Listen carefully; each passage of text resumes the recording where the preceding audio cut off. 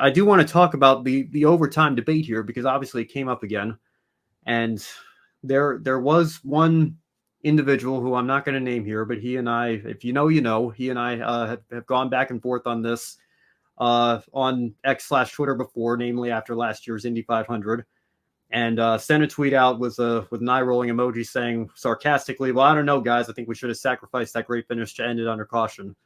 And so, I saw that. I didn't respond to the tweet, but I tweeted myself because Charlie Krall tweeted that he likes the idea of unlimited overtime. Said no matter how many tries it takes, we should do our best to try to get something like what we saw on the Cup Series side of things with that incredible finish. And in light of all that, I will acknowledge, and I said on the air here after, I think it was Nashville, whenever we had the quintuple overtime, that couldn't believe Mike Bagley's poll when he put out that it was like 4%.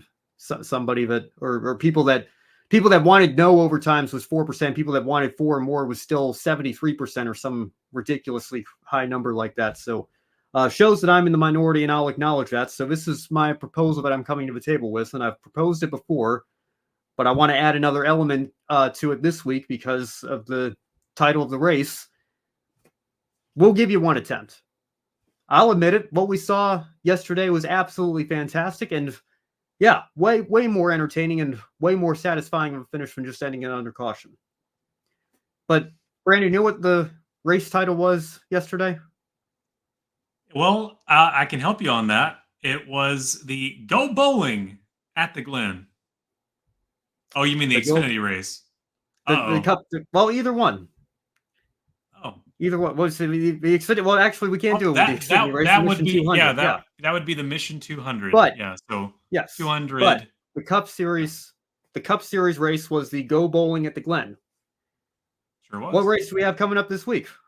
It's Bristol Night race, right?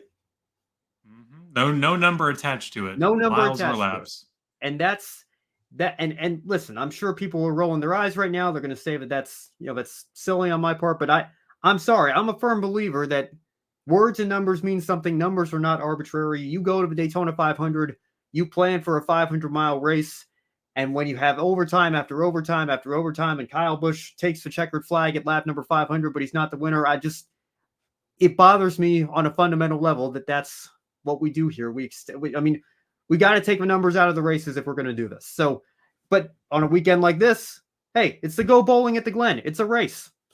You want to have these rules where you have to get a green flag finish? Again, I'd rather see us limited to one attempt, but it doesn't bother me as much this weekend. It's just called the Go Bowling at the Glen. And those that are radically in favor of overtimes at all costs, they love the Go Bowling at the Glen. They love the fact that it has no number, and they use that as a talking point. I said as the Xfinity finish was going on, man, this just feels like a lottery because all these guys, these crew chiefs, they plan to save this much fuel, and now the race keeps getting extended. Nobody knows where it's going to end. And I shouldn't have used that word lottery because lottery implies completely random and no order or anything whatsoever. So poor choice of words on my part. I'm sure I've tweeted that in the past. Not completely a lottery. It's a good reminder for me to be a little bit more articulate and careful with my vocabulary here, as somebody that values the definition of words and the meaning of numbers, as I just laid out here during this argument. It's not a lottery, but it is very difficult to predict, and it makes the crew chief's job a lot harder. Overtime itself makes a crew chief's job harder. We saw it. We've seen it plenty of times. Where drivers think they're good on fuel, and then we get an overtime. But when it goes into 3 or 4, as we saw at Nashville, 5 attempts, it completely, drivers are going to start running out of fuel. Because these cars don't have an infinite number of space in their fuel cells, right?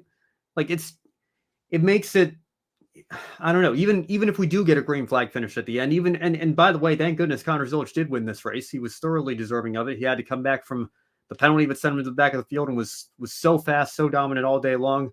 So it turned out all right, and I can't really complain about that. But it just when it goes on for almost an hour, and I saw IMSA fans on social media saying this, like, imagine if the 6 hours of the Glen turned into the 7 hours of the Glen because they had to get a green flag finish and they couldn't finish it. People look at that and say, these are the so-called best stock car drivers in the world, and it takes you an hour to run 2 laps. You can't run 2 green flag laps. So I don't know if that's, again, I know it doesn't happen every time. Clearly didn't happen in the Cup race this weekend. They were well enough behaved to give us a good finish there. But I don't know. I feel like you leave the door open for unlimited attempts. You leave the door open for something like what we saw at Nashville this year and what we saw in Xfinity this weekend to happen.